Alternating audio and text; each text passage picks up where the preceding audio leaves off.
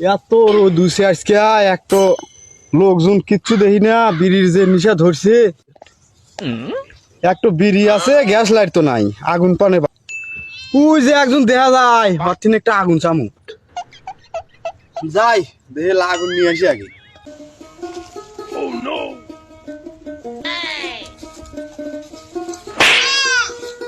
ও মামা দাঁড়াও দাঁড়াও দাঁড়াও। কি কও? বিড়ি খামো, একটু আগুন দাও। আগুন নাই আমার কাছে। ঠিক গু খাস, গুড় চামচ পারিস না।